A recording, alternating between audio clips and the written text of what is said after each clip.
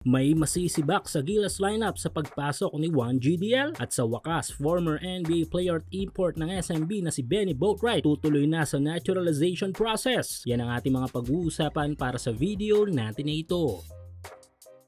So habang papalapit ang araw ng ating mga magiging laban sa FIBA this month ay nagkakaroon na rin ng ilang pagbabago sa mga plano ng ating national team. Syempre ang pinakauna na nga dyan ay ang pagpili sa mga malalaro na ilalagay sa final squad na lalaban sa 2027 World Cup Asian Qualifiers. Kung saan ay tila bawat posisyon ng bawat mga malalaro natin ay wala pang kasiguraduhan dahil pa pwede silang mapalitan anytime ng Gilas coaching staff at ng SBP. Taliwas sa mga naunang plano ni Coach Team na limited 12-man players lamang ito. Well, ito nga matagal na nating natatalakay noon ukol sa limited lineup problem ni Coach Team. Di naman masama ang limitadong lineup dahil nga ang mga benefits naman nito sa Gilas ay ang mga play familiarity na kahit sa short of time prep na madalas na problema natin ay masusolusyonan. Kaso ang butas sa strategy na ito ay ang player availabilities talaga at numero uno na nga dito ay ang injury. Pero syempre aside sa injury ay titignan din natin dito ay ang effectiveness ng mga malalaro at iikot ang tanong sa buong team na kung kaya pa ba ng player na ito na dalhin ng sistema o ang player na ito na ang idinadala na lang ng sistema. Pag ganun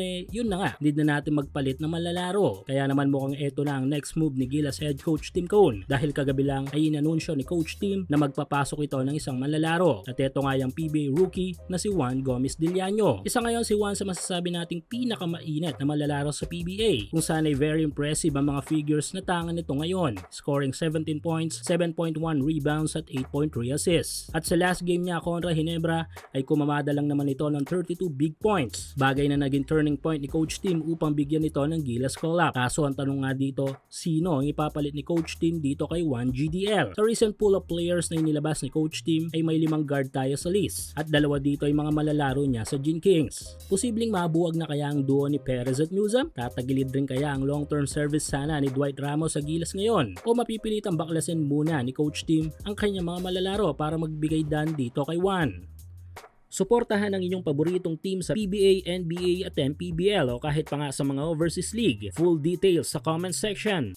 Samantala good news ito para sa Gilas dahil ang matagal na nahintong proseso ng pagiging naturalized player ng former NBA player at SMB import na si Benny Boatwright ay sa wakas matutuloy na. Ayon sa ilang mga reports ay sa susunod na linggo ay tutungo sa pinasang 6'10" forward upang ituloy ang kanyang napending na proseso sa pagiging naturalized player ng Gilas. At mukhang sa pagkakataong ito ay tiyak na ang posisyon nito sa ating national team. Maliban sa mas bata kay Justin Brownlee ay nilarawan ni Coach Tim Cone ng laro ni Benny Boatwright bilang big version ni Brownlee, bagay na kailangan ng ating national team. Kayo mga ka-hoops, anong masasabi nyo ukol dito? I-komento nyo lang yung opinion sa ating comment section.